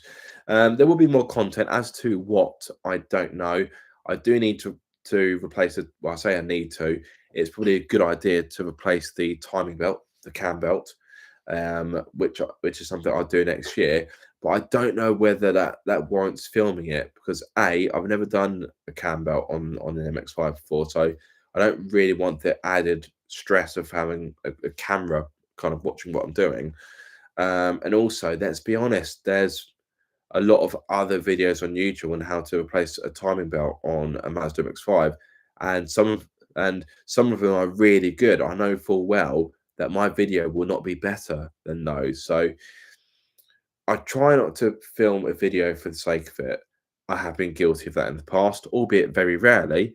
But like I'd say most YouTubers, the majority of YouTubers, could probably be guilty of filming a video just for the sake of it. Just in case if I've got nothing else to film, I need to put something out. Right, this will do. So when I do the timing belt on Monique, I probably won't film it. And if I do, it'll be more of a vlog as opposed to a step-by-step guide because there'll be other videos out there that, frankly, will just be better. I think there's a potential diff issue or gearbox issue that needs looking into. Again, I doubt I'll film that. And at some point, when I can scrape the money together, all of these suspension bushes and camber bolts need to be replaced. But again, if I were to film that, I think it would be more of a vlog perspective. But again, replacing all of these suspension bushes is going to be a laborious job, and filming it is just going to take so much longer, and it's already going to be a longer job because all the bolts will have to be cut out, which is the reason why they need replacing. Because early this year, I got the garage, got one of the guys to try and adjust the alignment because I wanted a fast road setup, but all the camber bolts are seized just through age and yeah. So yeah, that's going to be an expensive job that I don't really want to do. I'd much be spending my money on something more exciting.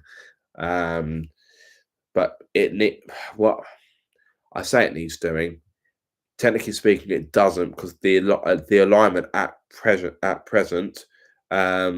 is fine, but I can't adjust the alignment. So if I want to adjust the alignment for a particular circuit, or if I want to do a fast road setup, I can't because it's seized. It's solid. Can't do anything with it. Car shows are interesting content.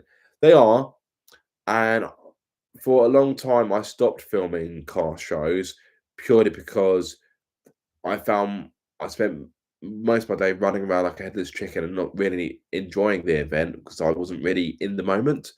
So I stopped filming them for quite some time. But as time's gone by and I've had to be a bit more, how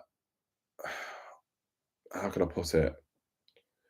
Where time's gone by and I've needed to find more content to film, I've gone back to filming shows, but predictably they don't get many views. They don't.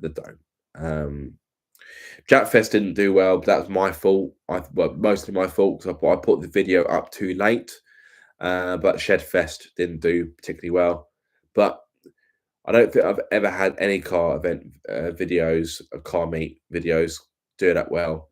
arguably that part of the market, as it were, is dominated by Adam C.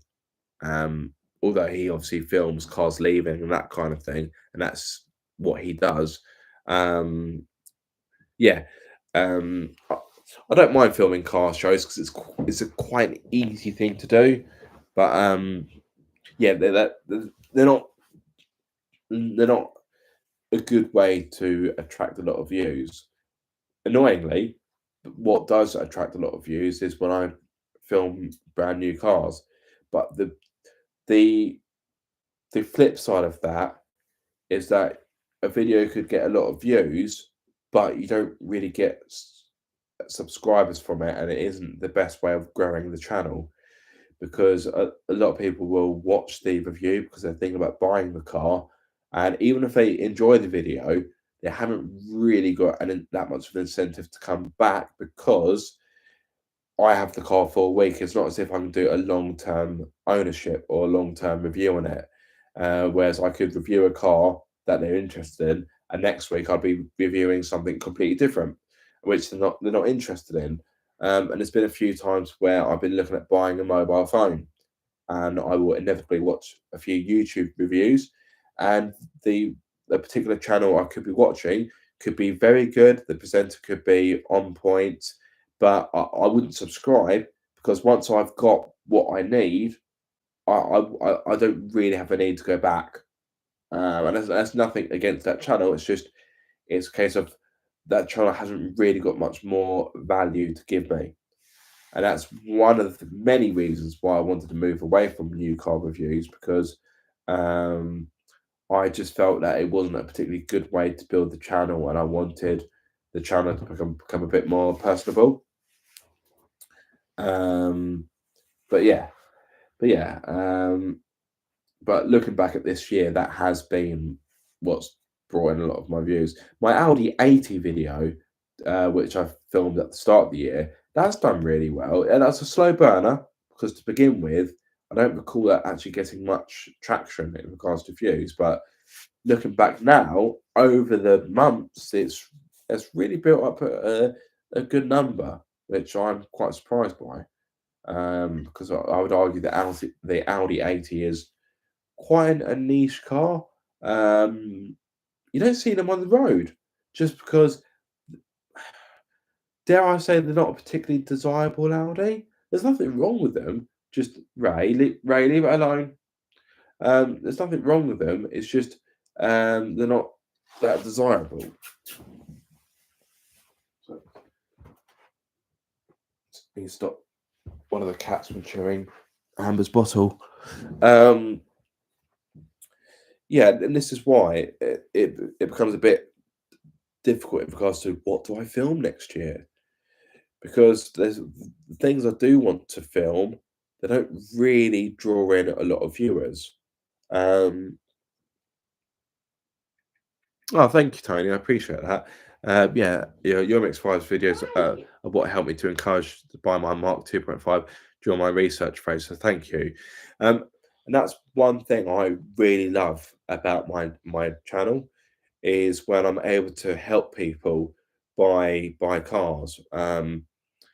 And I'm going to go on another tangent. And that's one thing that kind of annoys me with press offices because they're so transfixed on numbers. And I was saying to Pocket Rockets the other day, actually, it's a very difficult metric to measure. Was I speaking to Pocket Rockets? I was speaking to someone. It's a very difficult metric to. I was speaking to Pocket Rockets. Yeah, it was. It's a very difficult metric to measure, but it's all good and well. A press officer saying, "Oh well, ideally we want 100,000 views from a video." They don't say that, but they do want as many views as possible, and it's a bit of a false economy because let's say you have 100,000 videos. 100,000 people watch your review on a car, yet only let's say 5 people from that go out and actually buy the car based on your review.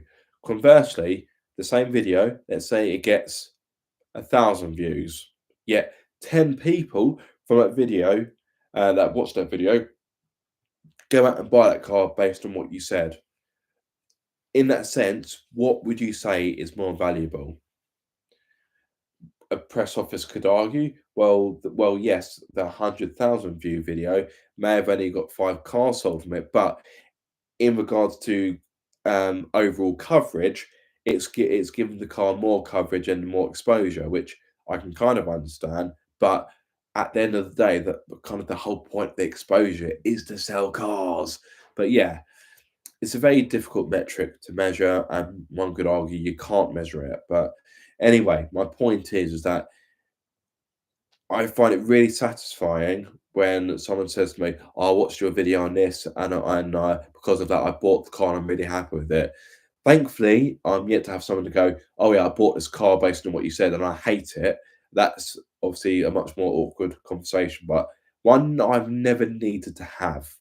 But I'd like to think my appraisal on cars is accurate and good, and therefore I don't foresee that happening. But it's all opinion based. People have different opinions, and that's what makes the world so good, or in some cases so bad. If we all had the same opinion or the same way of thinking, it'd just be one big beige world, wouldn't it? It would be very boring. So yeah, but thank you, Tony. I do appreciate that because yeah, I have done a lot of MX5 content, and I actually did a buyer's guide, which I filmed up. I think I filmed it whilst I still had my Mark II, come to think of it. And that's probably what you watched and what led you to buy your Mark 2.5. I've never owned a Mark 2.5 actually. I've had two Mark IIs. Actually, technically speaking, no, I've had three Mark IIs. I had that one with Chris, didn't I? The black one. Oh yeah, sorry, Yeah. I forgot about that. Yeah. And I've had one Mark 1. So yeah, never owned a Mark 2.5. But both of the Mark IIs were sports, weren't they? No, I had one sport. Oh yeah.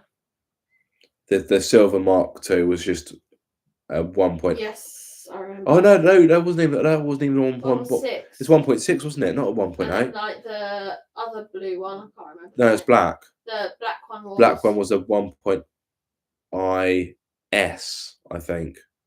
Yeah, but the sport one you had, the sport limited. Yeah, that was blue. That was blue. Yeah. Your Audi on the Audi S1, maybe buy one in the same color, and I love it. Again, that's brilliant. The Audi S1, I think it's a really underrated car, and I think because maybe it's because not a lot of people know about it. It's one of those cars that goes under the radar. I've known about the S1 for ages. I've known about it ever since it came out. Cracking car. And Nathan, the owner of the S1 I drove of his was ballistic. I mean, properly fast, properly rapid.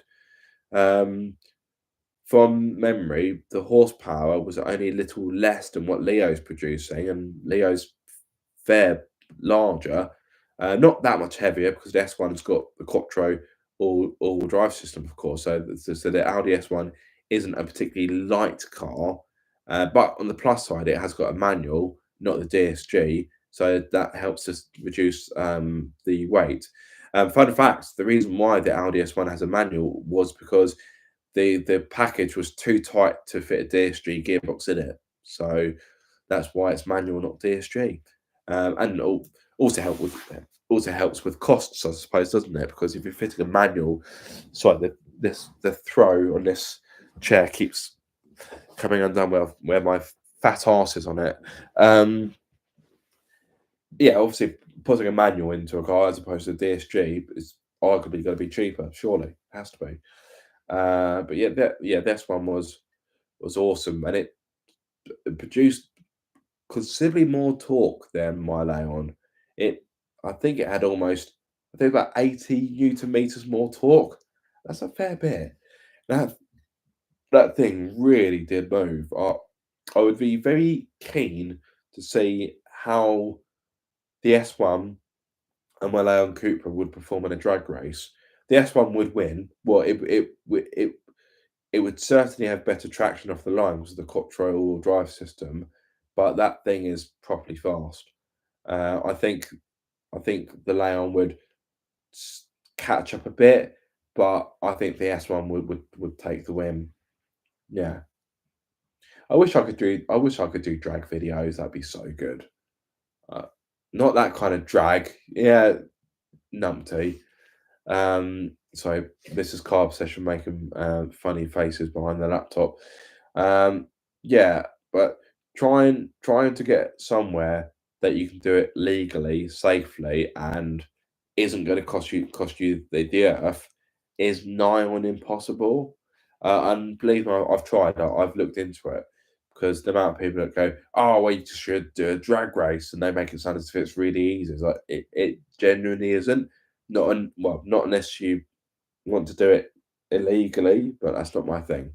That is not my thing. I want to keep things above board, and in doing so, it's very difficult to do. Yeah, you think it would be quite easy to find a space in the UK where you can just blat it down a drag strip or a runaway. I do know of one place that fellow YouTuber Carl Focused used previously. Um, and it wasn't that expensive to hire, but to make it worthwhile, you need a group of you to bring the costs down. If I were to hire it myself, yeah, it wouldn't financially be viable. I can't remember how much it was.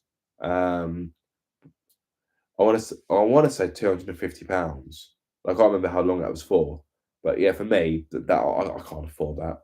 And it wasn't a particularly, from what I saw in the video, Car Focused video, it wasn't a particularly smooth surface either. It looked to be quite a beaten up stretch of tarmac, so it wasn't as if it was velvet smooth. So yeah, I would like to do drag race videos, but it's difficult to do unless you're Carwow or officially gassed. It's kind of out of the question, in my opinion.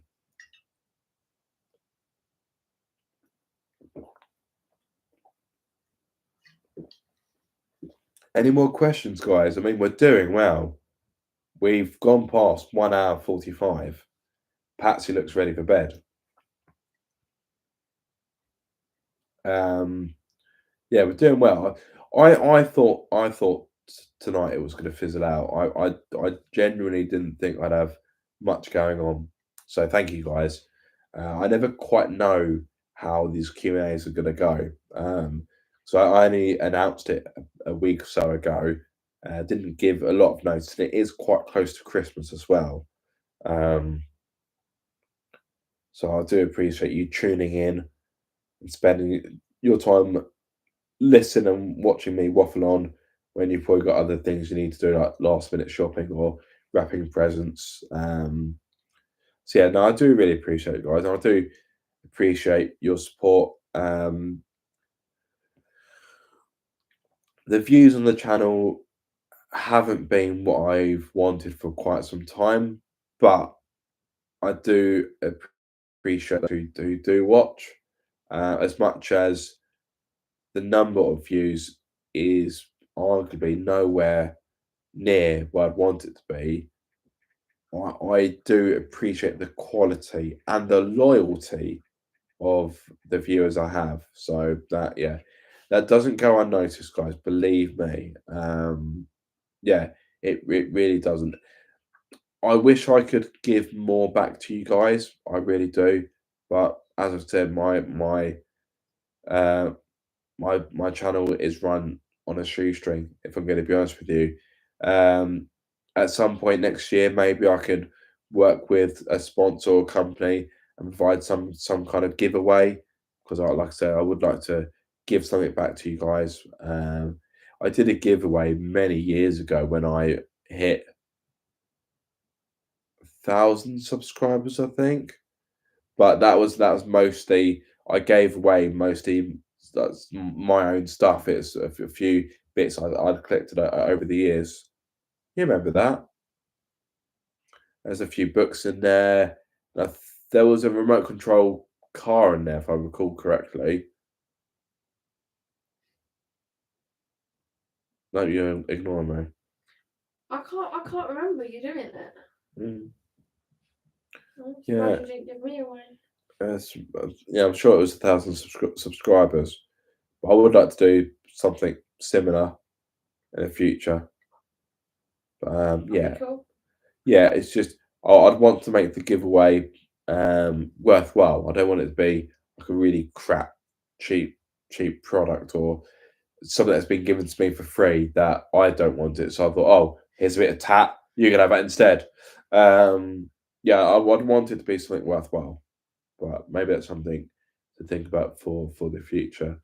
Um, I would like to start bringing things to a close because been at it almost 2 hours, which is good flipping going. But yeah, thank you for those that have tuned in and have yeah, bear with me as I go off on my random tangents. Beard with you. Yep. But yeah, probably bring things to a close soon. So we'd like to have a bit of rest because no word of a lie, I've been non-stop all day. So it would be nice to have some rest and relaxation time, play a bit of Gran Turismo. And then yeah, have a good rest. It's Amber's birthday tomorrow. My word. Where has the time gone? Speaking of which, when Amber is older, if she does show an interest in cars, I would like to get her on the channel, but it's not gonna be forced. If she doesn't want to do it, then fair be it. Or if she's not into cars, again, that's fine. At some point, I would like to film her first reaction having a drive in Monique. Obviously, not her driving. I'd be mad. Strictly speaking, Amber has been in Monique before, but it was very short lived and it was on private land. So again, she wasn't driving, obviously. But yeah, she wasn't like buckled in or anything because we were just pootling along. I think Chris was holding her. Was that the Isle of Wight? Yeah. Yeah. Yeah, so that was summer last year. So I would like to do a proper video where she's actually buckled in and I can take her on the road and see what her reactions are. But again, only if she wants to. If she says no, then so be it. It's I'm not gonna force her. It's not fair. Yeah. Well, she knows how to start a car. She started Nana's car the other day. Did she? Yeah, and she knows what she knows. She knows the pedals. Hmm.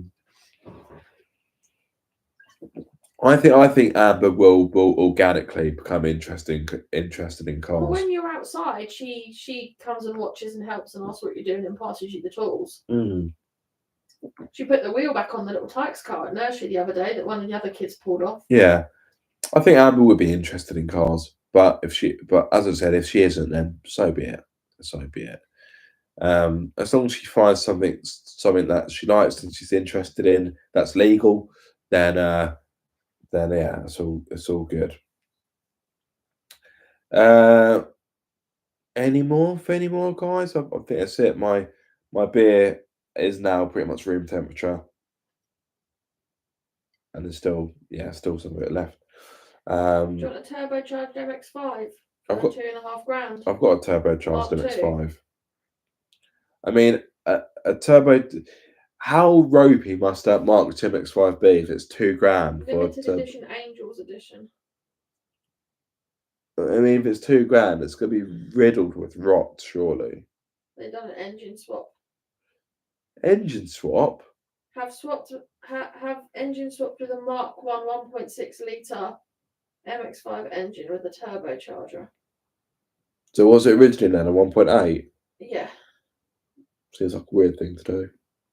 Well, I imagine they bought the 1.6 with the turbo already on it. Oh, that's so nice. Why are you looking at an old Defender? It came up on my Facebook marketplace. Oh, I'm looking at little cars for Amber. a Defender's not a little car. Definitely not one Amber could drive. No, I've driven Defenders. They're horrid to drive. Defenders are not nice to drive at all. A few of our customers have got Defenders. I had to move one once. Oh my word. Do you want a Citroen Ami? No. Do you want a McLaren V8 engine coffee table? How much is that? 400 quid. Okay, not as much at all. You should get Kev to buy it for work. We do actually have a coffee. Well, it's not a coffee table. It's more. It's just a normal table, but so the engines stood upright. I think it's a Rover V8. Not too sure. It's definitely a V8, but I don't know what from. Don't even know how long it's been now. Anyway, me and Patsy are waffling between ourselves. So, I think that's it. I mean, we've done well. We've almost hit the 2 hour mark. I did say these normally run for about 1.5 to 2 hours. So yeah, I'm pleased with that. I'm very happy with the engagement and the interaction. Not a lot of views from what I can see on the display, but it's not always about the views. It's all about it's not always about the views. It's about the engagement and the interaction, and I've been very happy with what I've seen tonight. So thank you very much, guys. I love doing these Q&As. I might start doing them twice a year. So do one in the summer, and then don't you roll your eyes at me. Yeah, I'll keep the Christmas one as I do normally, but maybe do one in the summer. And that way I might even be able to do it outside when it's still sunny, as opposed to being stuck indoors because it's cold, dark, and miserable outside and wet. It was horrible driving back from Chichester earlier. Anyway, enough about the weather. Yes, again, thank you for your support. I do hope you all have great Christmases. I hope you get what you want. Although, if you're anything like me, when you get to my age, it's not about the presents. It's about well, time off work. That's always nice. But of course, more importantly, family. Just spending it with families, the ones you love, and the others. So yeah, I hope you have a great time, guys. Yeah, I hope you enjoy the channel in 2025. However, it may look, because I don't know what's going to happen to the channel in 2025. Thank you, guys. Thank you, Steve. Thank you, Paul. Yes, I wish you all a very Merry Christmas or alternative holidays. Not everyone celebrates Christmas, of course. And yes, that's it for me. Anything to add from you? No. I can tell by your eyes you're ready for bed. So good night to all of you. Merry Christmas, and I will see you soon. And above all, have a happy new year. But until the next time, guys, keep up the car obsession. Bye for now.